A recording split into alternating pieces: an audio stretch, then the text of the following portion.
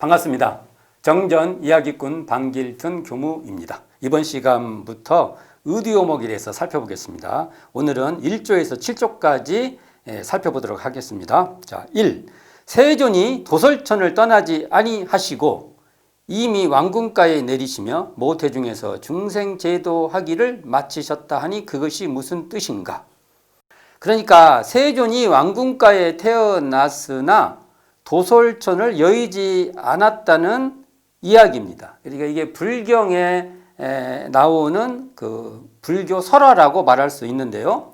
여기서 도솔천은 고락초월의 극락이라면 왕궁가는 고락이 상반하는 그러한 사바세계다, 이렇게 말할 수 있을 것입니다. 또한 태어나기 전 모태중에서 중생제도를 마쳤다는 이야기인데, 그렇다면 더 이상 제도할 중생이 없다는 것입니다. 소태산 대종사께서는 복례정사 주제시 한 스님이 이 의디오목 1조에 해당하는 화두에 대해서 물으니 이렇게 답하십니다. 그대가 실상사를 여의지 아니하고 몸이 석도암에 있으며, 비록 석도암에 있으나 드디어 중생제도를 다 마쳤나니라. 이 내용이 대종경 성립품 16장에 나오죠. 이렇게 답했다는 것입니다.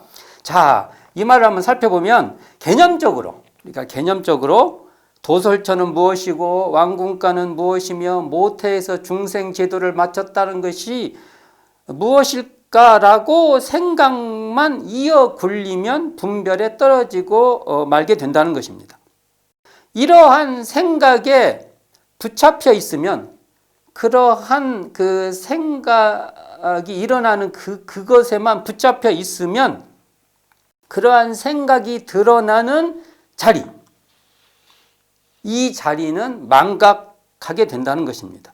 지금 당장 세존, 도솔천, 왕궁가, 모태, 중생제도라고 하는 이 심상, 마음에서 이렇게 떠오르는 이 심상에 붙잡혀 있는 그 생각을 내려놓고 도솔천이라고 알아차리고 있는 그 자리, 지금 여기죠. 그 자리, 왕궁가라고 알아차리고 있는 이 한 자리에 그쳐 있으라는 것입니다. 딱 생각이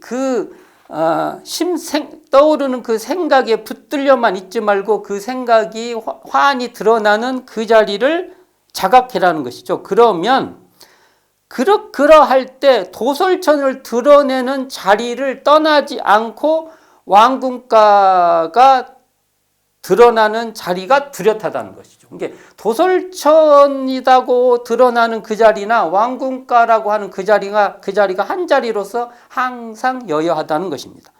모태라는 한 생각이 드러나는 자리가 본래 온전하기에, 우리가 모태라고 말할 때도 그렇게 말하는 드러나는 자리가 본래 온전하기에 중생제도를 다 마친 자리가 되는 것이고, 이 자리에서 중생제도를 다 마쳤다는 그러한 자각도 그러한 그 마음의 작용이죠. 그런 마음의 작용도 원래 온전하다는 겁니다. 온전한 자리에서 드러난다는 것이죠. 한마디로 어디에 있든 어느 때가 되었든 분리 자성을 떠나지 않는다는 것입니다.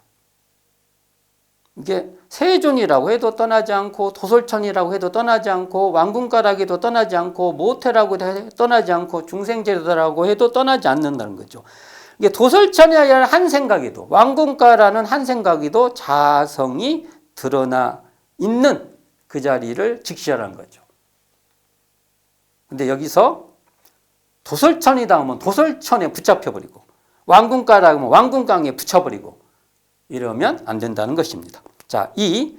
세존이 탄생하사 천상천하의 유아독존이라 하셨다 하니 그것이 무슨 뜻인가? 자, 이것도 불경에 나오는 설화죠. 이게 불교 이야기입니다. 그 불교 이야기를 이렇게 화두로 이렇게 요즘 말하면 응축해서 이렇게 만든 것이죠. 그러니까 세존이 태어나자마자 7발을 걷고 천상천하 유아독존이라고 선언했다는 것입니다. 이런 이야기죠. 이 이야기가 불교정전 불교정전으로 할 때 새롭게 추가된 조목입니다. 여기서 7걸음은 육도윤회를 벗어났다는 뜻입니다. 그렇게 벗어난 7걸음이 바로 7번째 걸음이 바로 천상천하 유아독존 자리라는 말입니다. 근데 여기서 다만 이러한 의미를 파악하는 것으로서 능사를 삼아라는 것이 아니에요. 7발은 걸으니까 그 자리가 유아독존 자리구나, 이렇게 의미 파악해서 이러한 생각에 만족해라는 것이 아니라 곧바로 지금 당장 이 현존, 바로 여기 이 현존에서 이 현존하는 자리, 이 자리가 유아독존이라는 것을 직시해라는 것입니다. 지금 보고 듣고 말하고 할 때 앞에 역력하게 드러나 있는 이 현존, 여기 지금 환히 드러나온 이 여기를 직시하면 이 자리가 천상천하 유아독존 자리라는 것입니다. 이 자리는 천상이다, 천하다 할 분별마저도 붙을 수 없는 그러한 청정한 자리라는 것이죠.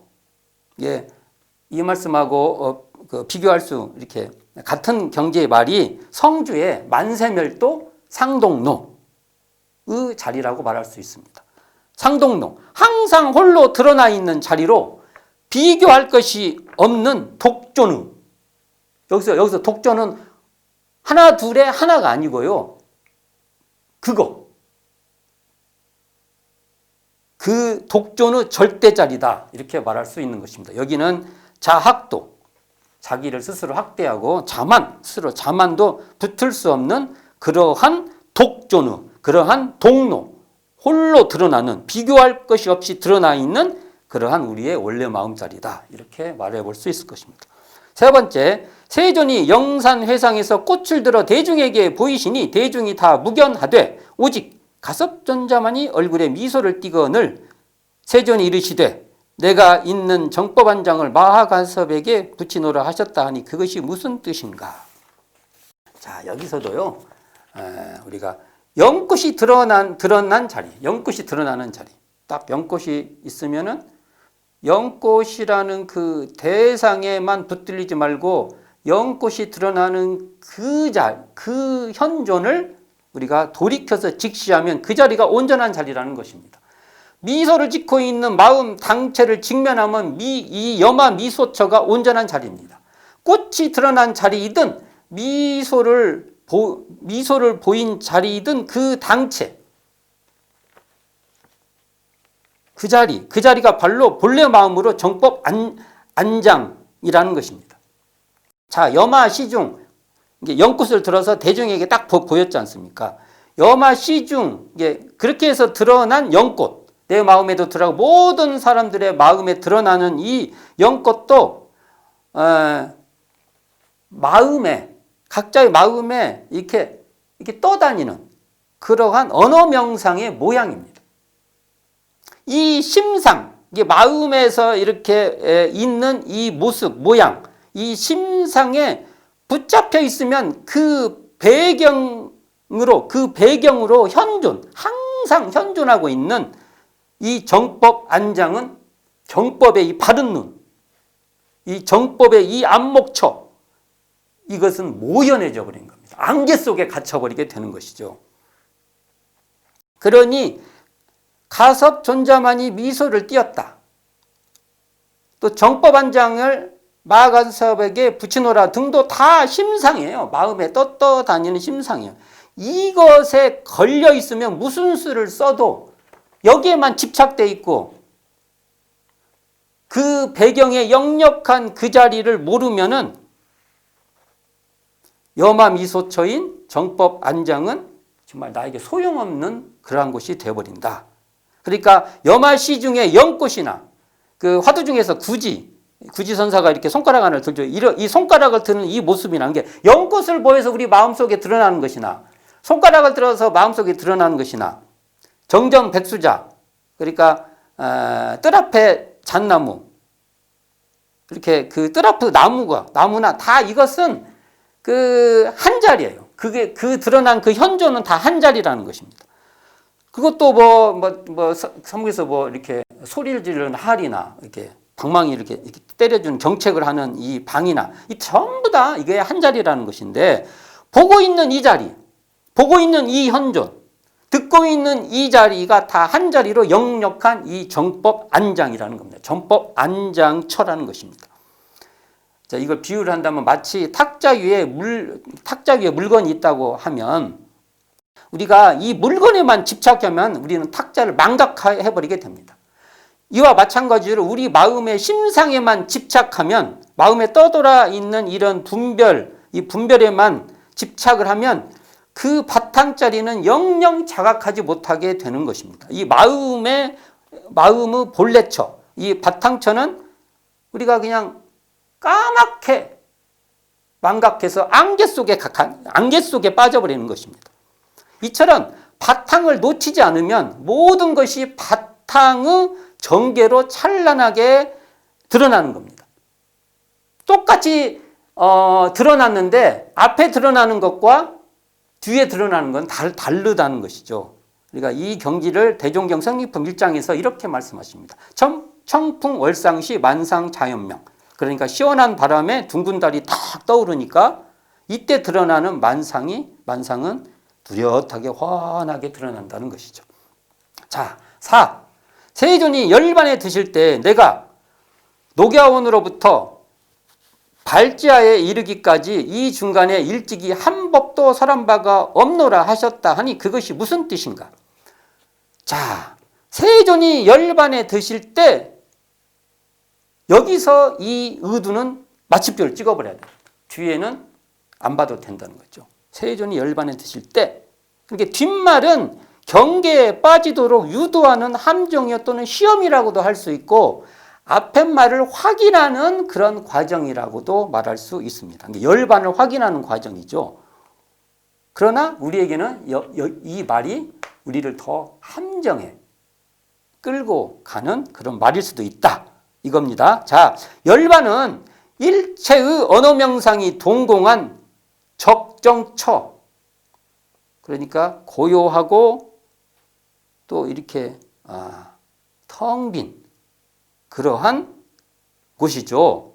그리고 이곳에 들었다는 것입니다. 이곳에 들었기 때문에 실로 열반이라 할 것도 없고 뒤이어서 나오는 녹야원이다, 발제하다라는 일체의 언어명상의 흔적이 이렇게 물들 수 없는 그러한 자리다. 열반에 딱 들었다면 그렇다는 거죠. 그러므로 세존이 법을 펴신 녹야원을 논할 것도 없고 열반에 들었다는 발제하를 논할 것도 없는 자리다. 이렇게 말했습니다. 그러니까 또 한 법이다. 이러한 분별도 다 탈락되어 버리는 그 흔적이 거기에 자취를 남기지 않는 그런 자리다. 이 열반처를 금강경에서는 이렇게 말씀하십니다. 열애께서 설하신 바 법은 다 가히 취할 수도 없으며 가히 설할 수도 없으며 법도 아니며 법 아님도 아니니. 불조유경 금강경 7장에 나오는 말씀인데요. 이처럼 열반에 들었다는 것은 어느 도단의 입정처에 들었다는 것으로 만일 마음의 심상 어디에라도 끌려 분별하고 집착하면 이 열반처에서 삼천리 밖으로 벗어나 버리게 되는 것입니다. 그러므로 깨달아 증득했다, 법을 설했다, 이러한 흔적도 없는 자리가 바로 열반의 든 자리라고 말할 수 있을 것입니다. 자, 5. 만법이 하나로 돌아갔다 하니 그것은 어디로 돌아갈 것인가? 이게 이것을 만법기일 일귀하처 이렇게 말하죠. 이 만법기일 일귀하처는 소태산께서 자칭 석두고사로, 소태산 대종사께서 변산 석두고사라고 하시면서 변산 주석시에 제자들에게 물었던 의두이며 익산총부 공회단 선방에서 제자들에게 던졌던 또 의두입니다. 화두죠. 그때 던졌던. 이게 선문답 역사의상에서 한 스님이 만법규일 일귀하처의 질문에 조주가 이렇게 답하십니다. 나는 청주에 있을 때 배적삼 하나를 만들었는데 그 무게가 7근이었지. 이게 이제 여러 군데 나와요. 조주 여러 개도 나오고 특히 우리 이 말씀이 벽암록 제 45칙에 등장하는데 이런 선분답이란 거죠. 근데 이걸 딱 들으면 이런 생각이 들 겁니다. 아, 여기서 청주가 지금 청정한 우리의 성품짜리구나. 그리고 적삼 하나는 하나짜리를 말하는구나. 그리고 7근은 만법이구나. 이런 분별이 나오게 됩니다. 그러면 이게 분별이 빠진 겁니다. 이러한 선분답도 분별을 유도하는 장치요 함정일 때가 많습니다. 일부러 이렇게 미끼를 던지는 것이죠. 그래서 근데 이 본래 의도는 이렇게 분별하는 그 본래처를 직시해라는 겁니다. 이렇게 분별이 드러나는 그 당처, 그 자체를 직시해봐라는 거죠. 육군문으로 드러나는 모든 것은 다 분별인데 보는 거, 듣는 거, 뭐 말하는 거, 느끼는 거, 맛보는 거 다 만법인데 이 만법은 어디에서 어떻게 드러나는지 반조해봐라는 것입니다. 그러니까 만법인 줄 아는 자리, 하나라고 하는 자리가 둘이 아닌 한 자리인데요. 보는 자리도 듣는 자리도 냄새 맡는 자리도 맛보는 자리도 감촉을 느끼는 자리도 다 이 자리이며 이 한 자리에서 감각하고 감정을 느끼고 온갖 생각을 나투는 것입니다. 그러니까 마음껏 귀일처는 대종경 서품 1장의 대종사님 말씀처럼 만유가 한 체성이면 만법이 한 근원처입니다. 이처럼 보고 듣고 말하고 하는 것이 다 한마음의 작용인데 이 한마음에도 붙잡혀서는 안 된다는 것입니다. 우리가 이렇게 볼 때 보는 그 대상에만 딱 붙잡히지 말고 그 대상이 드러나는 그 마음의 본처까지도 같이 바라는 것이죠. 자, 우리가 이 자리를 하나다 이렇게도 말하지만 이게 우리가 이 자리에서 보면 이 만법이다 하나다라고 할 때 다 이것이 마음의 형상입니다. 그렇기 때문에 하나에도 매이면 만법을 드러내는 이 하나를 드러내는 그 본래 당처도 망각하게 됩니다. 그러니까 항상 우리는 그 분별에 떨어지는데 주의를 해야 된다는 것입니다. 6. 만법으로 더불어 짝하지 않는 것이 그 무엇인가? 이는 그 방거사가 마조에게 질문한 화두로 소태산 대종사께서 방언공사를 마치고 휴양처를 물세에 가시기 위해서 변산 월명암을 찾을 때 접했던 화두입니다. 이때 소태산 대종사께서 벽에 걸려있던 불려만법 위려자 시신마 이 문구를 보고 한 생각에 그 뜻이 떠오르지 않아 차 한 잔을 대접받으시고 음미하시면서 그 음미하시는 동안 혼연히 그 뜻을 알게 되었다. 이렇게 전해지고 있는데요. 아마 이 말은 아마도 선문답 형식에 대종사님께서 익숙해지 못하셨던 것 같아요. 그리고 여기 나오는 이 시신마 이런 절집 용어들 이런 용어들에 대해서 좀 당황하신 것 같고 또 한편으로는 그 제자들에게 공부를 이렇게 쉬면은 안 된다라는 것도 아마 이렇게 경책을 주기 위해서 하신 말씀인 것 같습니다. 모든 것은 상대적으로 좋아하면 싫어하는 것이 있고 마음에 들면 마음에 안 드는 것이 있습니다. 이때 좋고 싫어하는 줄 아는 당체는 좋아하고 싫어하는 마음에 국집된 자리가 아니라는 것입니다. 그러니까 좋고 싫어하는 마음이 드러나는 그 자리를 이렇게 바로 그냥 돌이켜서 직각하면 이 자리는 상대가 끊어진 자리라는 것입니다. 그러니까 좋아하고 싫은데 물들지 않는 자리다 이렇게 말할 수 있죠. 좋아하는 줄 알아차리고 싫어하는 줄 알아차리는 자리, 좋아함이 역력하게 드러나고 싫어함이 역력하게 드러나는 이 자리는 그 자리가 청정하다는 것이죠. 이렇게 좋고 싫음에 이렇게 뭔가 이렇게 짝이 되는 이 비교되고 뭐 이런 흔적이 없는 불여만법 위로자의 경지라는 것이죠.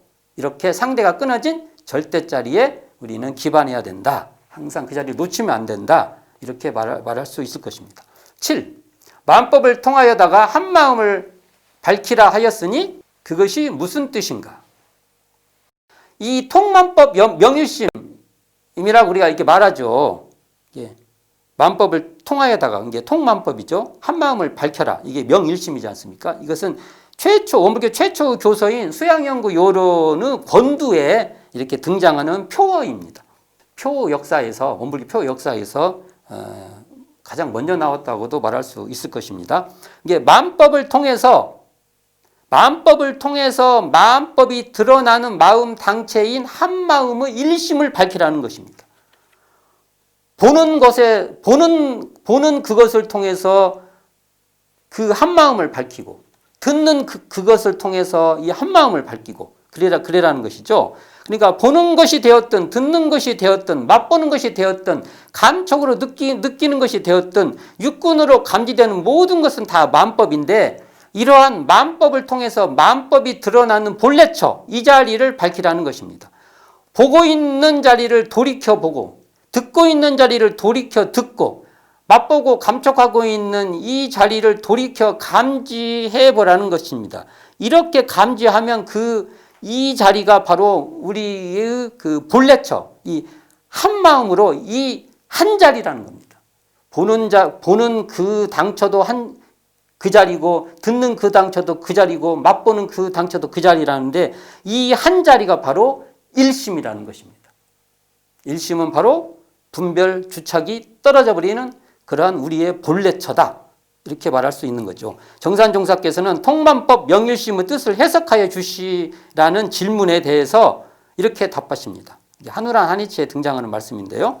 우주의 대소유무와 인간의 시비에 이러한 만사만리를 보아서 나의 마음을 밝히고 또 밝혔으면 이것을 활용하라는 것이다. 그러므로 통만법하여 명일심하기도 하고 명일심하여 통만법하기도 한다. 이렇게 응답하시는데요. 자, 이 말씀은 원망부족하고 지공무사한 이론상 한마음으로 이론상 이 한 자리로 안이비설신이 육군을 통해서 만법을 드러내고 안이비설신이 육군에 드러나는 만법을 통해서 원망부족하고 지공무사한 한마음을 밝히라는 것입니다. 그러니까 일심인 한마음은 원망부족하고 지공무사한 이론상 성품짜리다. 이렇게 말할 수 있습니다. 결국 만법과 한마음은 불가분의 관계로 한마음을 깨치면 만법에 통달하고 한마음으로 만법을 드러낸다. 이렇게 정리해 볼 수 있습니다.